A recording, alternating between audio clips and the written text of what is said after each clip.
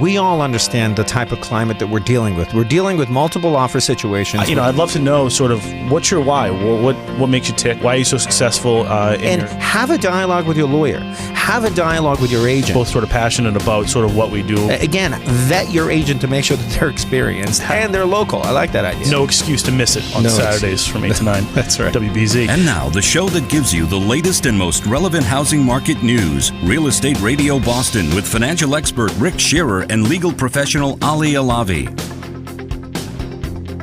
Last week we had Michael Carucci from the Carucci Group, Executive Vice President of the Gibson Sotheby's International Realty here, and he was talking about work, play, and housing.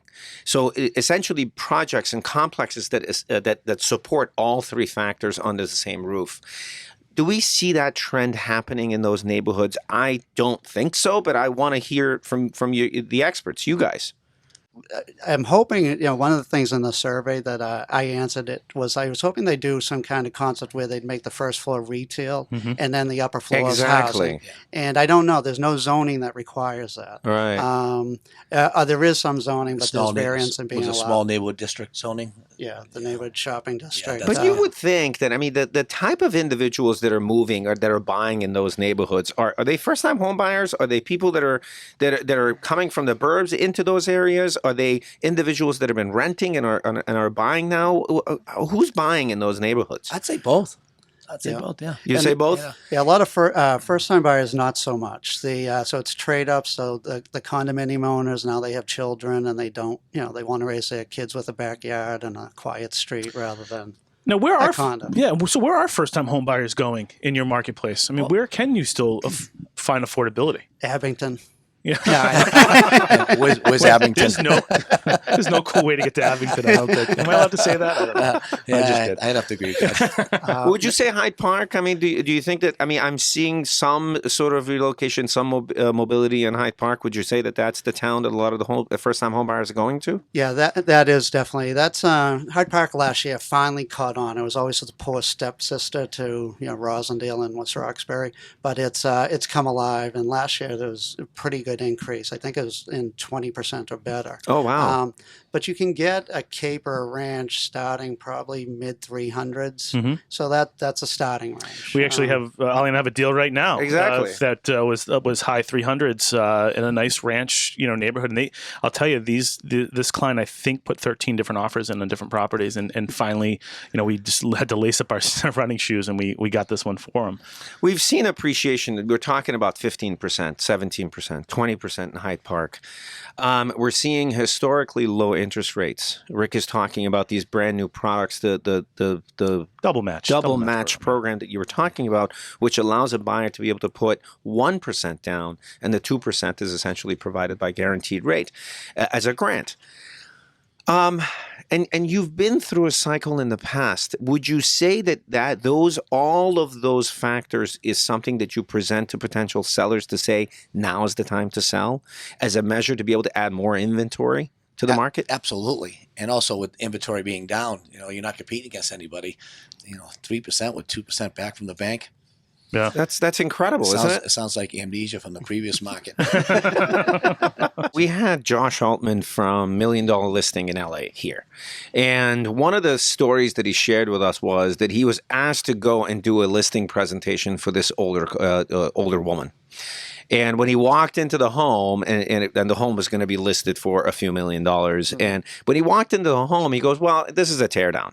So essentially, there was really very little emotion in him in making that assessment, not realizing that there was so much memories associated with every corner of this home. He ended up not getting the listing as a result of that. Do you think that you have to be a little bit more sensitive to this emotional attachment of all the stuff that the senior client may have?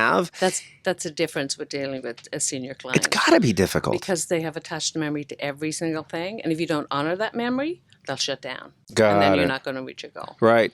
Now, unusual stories, I'm sure. But before we get to the unusual stories, how is it different doing senior staging as opposed to estate staging? Because there is a difference there. Absolutely. With senior staging, you're dealing with the client, and you're actually moving them to someplace. Right. With an estate, you're generally dealing with more than one people. There's inheritors involved, so it's more Right. challenging because everybody has to agree. And generally, in my experience, you end up with one person doing everything, and it's overwhelming.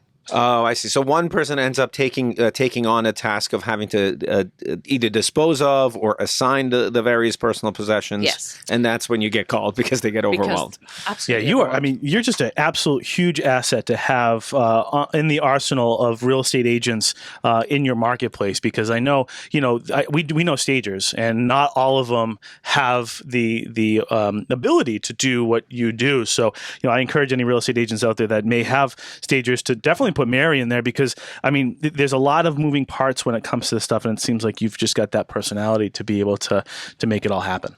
Yes. Yeah, that's great. Thank you. Now, you also use your own furniture in the stagings. So if you have a vision of the place, and if the existing downsizing of the furniture doesn't fit, you bring your own furniture to be able to showcase the space. Absolutely, because generally it's older furniture, and you need a new young couple with young kids to visualize themselves in the space. Yeah, so bringing in the more modern furniture, or at least newer furniture. Let's really face it, helps. younger couples don't know how to visualize things. I mean, in No. general. Most people that was Yeah. my problem. I mean, That's I a didn't know how- generalization that you're throwing out there, Mr. Lavi. Well, I'm just telling you based on my own personal experience. No, listen, and so let's shift gears a little bit to people that are staging empty homes. I mean, I think that a lot of people, when they walk into just an empty living room, they can't visualize their things. So you'll come in and you're not furnishing the whole house, but you'll put things in certain places so that people Absolutely. let their imagination take it from there. Yes. So you do all that. Buyers will make up their mind in the first 30 seconds. So what is that first impression you want to give? Now, I'll tell you, Ollie and I have a lot of friends who are real estate developers and clients and things like that. And we continue to hear over and over again that they just can't find anything that will really make them money as an investor in Boston because of the cap rates are so low. They're just the return on their investment. And they're starting to really focus their attention more towards the Worcester market. And so what are you seeing as far as the multifamily investment market in Worcester? Well, what we're seeing generally, there's a lot of investors that are now coming into Central Mass from the Boston area. And again, coming for that specific reason, because they see where the rentals are, the pricing on the rentals, what the purchase price of the property is. They're doing their formulas and realizing it's a good investment. I would say today, when we list a property, if we have 10 showings, we know that 3 of those showings are people coming from the east on average. And then the rest is a mix of local people looking and then relocation people that are moving into Massachusetts from another area. Because you of the can get the country. rents. I mean, you've got hospitals, you've got a lot of great infrastructure in Worcester. So there is people looking for rentals and willing to pay a decent amount to be in the city. That's the part that's been very puzzling to me in Worcester.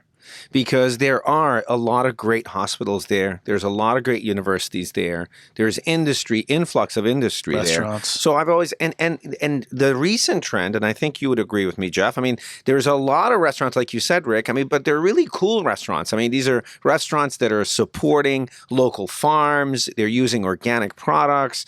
There are breweries that are going there, et cetera. There's a lot of investment that's being made by sort of small businesses, and it's creating its own buzz, if you will. But why has Worcester always been lagging behind, given the fact that it has all the elements of success? Well, I think part of the reason has been accessibility for a lot of people, but I think that you're seeing that change now, again, with the trains coming in. Right. The Chamber of Commerce, being run by the old Lieutenant Governor Tim Murray. Right. Under his influence, they now have a staff person who is trying to match up developers to different projects in the city. So there's a real effort between public and private to sort of mix this up and create these projects that you see happening now. Well, the local legislature is definitely behind creating more developments there. I mean, I was there a couple of weeks ago, and my God, what's happened to the city? There's so much development happening in the city. And I think it speaks a legacy of Mike O'Brien, the old city manager. Tell us about that, who the city manager now is, and what's the vision of the future for Worcester? A lot of this was the seeds were planted under Mike O'Brien, who was the city city manager for about 15 years, and he had tremendous energy, and he knew where he wanted to bring Worcester. And so a lot of what you see now is the thought process of his that is now coming to fruition. And Ed Augustus, who is now the current city manager, has been great in sort of saying, okay, we can't stop. We've got to see this through. So you'll see a lot of downtown development. The old Galleria was taken down. They're creating more downtown living through new buildings. First floor will be retail, up above will be residential. So that seems to be the current trend, especially in the downtown area.